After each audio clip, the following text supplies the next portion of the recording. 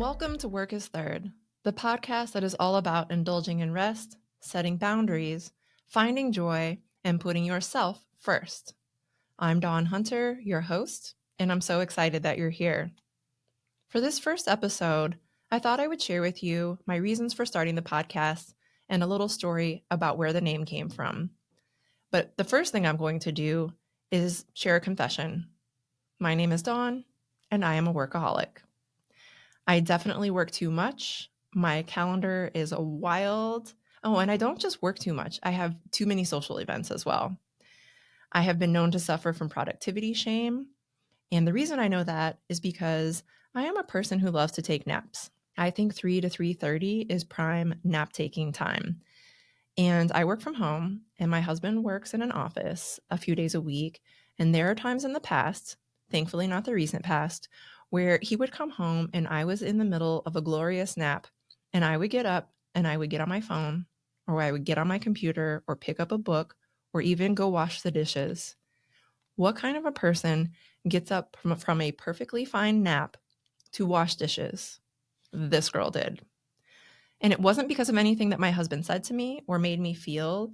It was entirely a story that I had in my head about what I should be doing with my time and about needing to look productive instead of realizing that I could rest and I'm worthy of rest. That is a problem that I have been working overtime to address. I've also been known to overcommit. I mentioned both that I work too much and I have too many social events. That is probably true. And like most of us, I'm constantly learning how to navigate that, how to manage what it means to balance, quote unquote, work and life. But there are some things that I do really well, and that's because I know myself really well.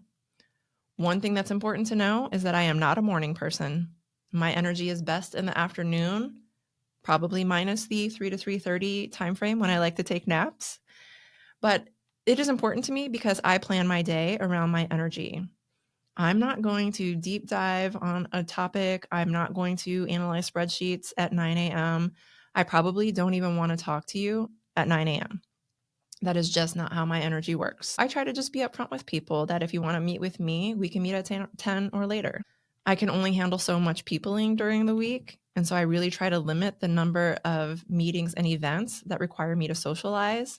And importantly, I also make sure that I schedule time that is just for myself during the week. And some of the things that I do for myself are really enjoying my creative pursuits. I love pottery. I love painting. I recently started learning how to play the keyboard. So part of my very wild and overcommitted calendar includes lots of time for creative play. But it also does not include, again, meetings before 10 a.m. if I can help it.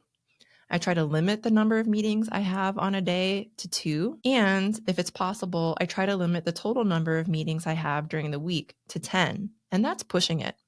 There was a point in time where I had a 37.5-hour work week, and I would have weeks where I had 16 to 20 hours worth of meetings on my calendar. It is unhealthy, it is unsustainable, and it is unproductive. And I'm so glad that that is not how my life looks anymore. And those are just a few examples. But if you are listening to this podcast, I bet you there is at least one of those examples that you can relate to. On this podcast, we're going to explore more of what that looks like. We'll talk about strategies for managing your time and your energy and setting boundaries. We'll talk about challenges that we experience in doing that. We'll talk about how we can find joy every day and how we can prioritize what we need. I started this podcast in part because I have learned so much over the course of my career that I really wanted to share what I have learned with others. And I hear so many stories from people I talk to about how something that I have shared has resonated with them. I wanted to put this podcast out into the world in the hopes that we can shift the way that we as individuals and as a collective imagine our relationship with work. How we can start to think about a culture where we put ourselves as human beings first. To share a little bit more about the reasoning behind the podcast, I'm going to go through and answer questions that I'll be asking my guests on upcoming episodes. But before I do that, I want to tell you about the name, Work is Third. During Hurricane Milton, I evacuated and we were gone for several days. And during that time frame, I also had several commitments on my calendar, including a live virtual presentation. And I had to reach out to people and cancel some things that were on my calendar because I wasn't sure what our electricity situation was going to be, about what our internet connectivity was going to be post-storm. And I didn't want to inconvenience people by waiting until the last minute. And I remember talking to a colleague and saying, "Oh, I'm sorry, I have to change this." And she said to me, "Friends, family, work, family, friends, work. Either way, work is third." And for me, it was like an aha moment because I had been thinking about doing this podcast for a long time. And when she said that to me, I said, "That's it. That is the name of the podcast. Work is third." Because really during the hurricane and in the months preceding it, it was a reminder to me that work can often take over our lives. Work has taken over my life in the past. There are often times where we need to recognize that we have other needs to prioritize. And really, that can just be our entire approach to life, is that we put our own needs first. So that's where the name comes from. And then I'll start out with some questions. So the first question that I want to ask guests is, what is a word to describe how you're doing today? I would say I am feeling all over the place, and that's not a word. Discombobulated, that's the word that comes to mind. I just feel like I have so much going on in my head. I have so many things that I want to do. I'm doing quite a bit to bring this podcast to life. There's a lot going on behind the scenes, and it feels pretty hectic. And then that's on top of just ordinary life, running errands, going to the grocery store, doing meal prep, going to the gym, managing changes to my day, waking up and maybe not having the energy that I thought I would have and needing to make some adjustments, maybe needing to take one of those naps that I really love, or waking up and having a lot of energy and needing to figure out how to channel it in the quote unquote best way to be the quote unquote productive person that I think I should be. So I have just a lot in my head, and I feel very hectic, very frantic, but I also feel excited. So I have a lot of feelings. I live and die by my to-do list. So changes to my plans for the day can really challenge me sometimes. But I have been learning to just trust the timing of my life, to let go. What gets done, what doesn't. I just let it slide. It's going to be there tomorrow. And I have to trust that whatever I did today, it is enough. And that is a mantra that I am trying to live by. Another question that I might ask a guest is, what does rest mean to you? I'm going to share a story to illustrate what I think rest is about. I have been part of the Lady Leaders Book Club at Book and Bottle St. Pete for many years now, and it has really, truly changed my life. It is a third place. It is not work. It is not home. It is this place where I have a community of women who are uplifting and supportive, and I just feel like I belong. And we also read a lot of really great books. And in 2023, we started out the year reading Viola Davis's Finding Me, and we ended the year reading Tricia Hersey's Rest is Resistance. Now, Tricia Hersey is the founder of the NAP Ministry, so you can imagine what the appeal was for me of reading that book. But if I had to describe my 2023 in a nutshell, it would be those two books and everything that happened in between. I was in a job that I once loved, but in an environment that had become toxic for me. And there had been a change in leadership that was really taxing on the organization and its employees. And it was affecting all of us, but in different ways. For me, what that looked like was a lot of physical and emotional manifestations. So I was losing sleep. I was feeling physical exhaustion, emotional detachment, high levels of distrust, and increased irritability. I started giving up the things that make me whole, like going to Zumba or going on long walks in the park, because I really just felt constantly beleaguered and like I just needed a break from everything that was going on. It felt really heavy, and my body was just telling me to stop. And folks, all of those things that I described, those are the signs of burnout. All of this was happening against a backdrop of other challenges. My husband was dealing with both a medical and a mental health issue that was difficult to manage and navigate. My car was totaled, and although we were uninjured, and I'm grateful for that, It was a loss that was really hard. It was unexpected, and I had just gotten the title to my car the week before the accident.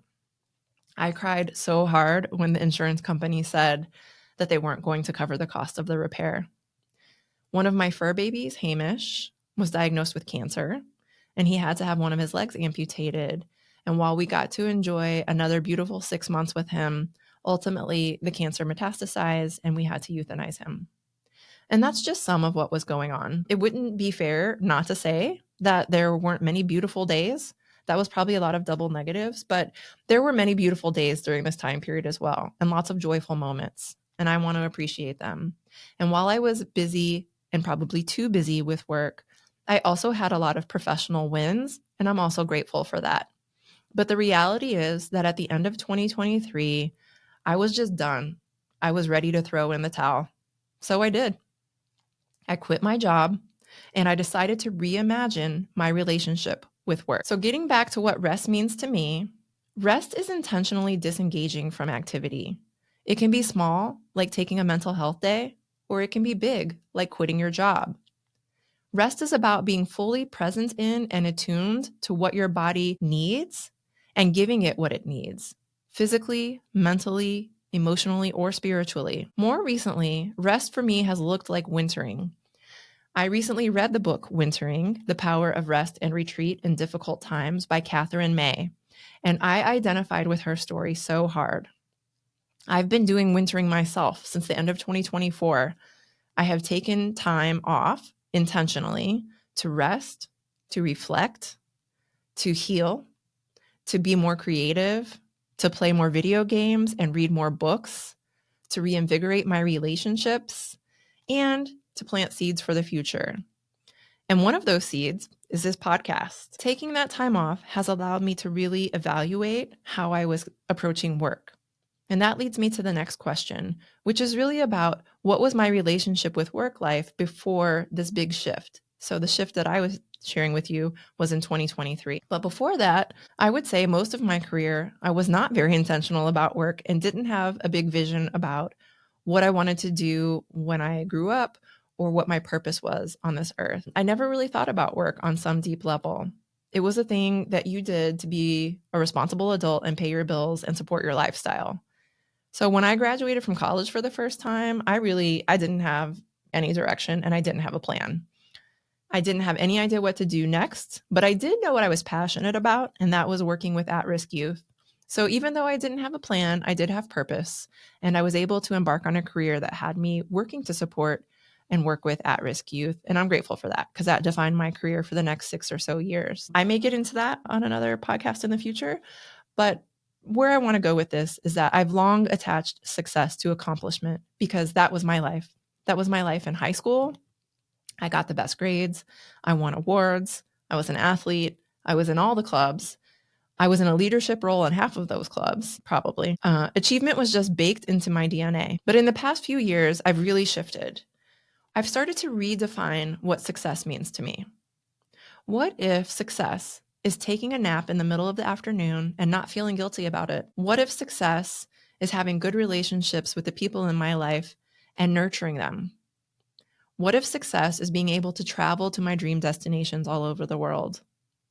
What if success is lifting other people up on their journey? I feel like I've done something aligned with my purpose on this earth when I hear from people that something that I shared with them shaped their own path. And that's part of why I really wanted to do this podcast. I've always had good boundaries, but I'd be lying if I didn't say that my identity has often been tied up with my work. So I've often made decisions that benefited the work version of me, but really not those other parts of my identity that are also important. I'm a wife, a dog mom, a cat mom, a sister, an auntie, a daughter, a cousin, a proud resident of St. Pete, Florida, a soccer enthusiast, a book nerd. I'm all of these things. These are all important parts of who I am. And I feel like I have always nurtured those parts of my identity, but I certainly put work first for a very long time. Now, I put myself first. For me, that means slow mornings. I drink my coffee, I write morning pages, I walk my dog. It means no meetings until 10 a.m. or later, if I can help it. It means I go to Pilates in the morning twice a week. I remember many years ago, I was going to lunch with some coworkers, and the place that we were going was next to a yoga studio. And I saw all these people going in with their yoga mats, at lunchtime. And I was thinking, what kind of a life do you have that you get to go to yoga in the middle of the day? Well, now I get to have that life. And it's funny to me because it is a life that I now get to live by choice. It is one that I have designed. I design my time around these experiences that do not conform to these old beliefs that I used to hold about what it means to work.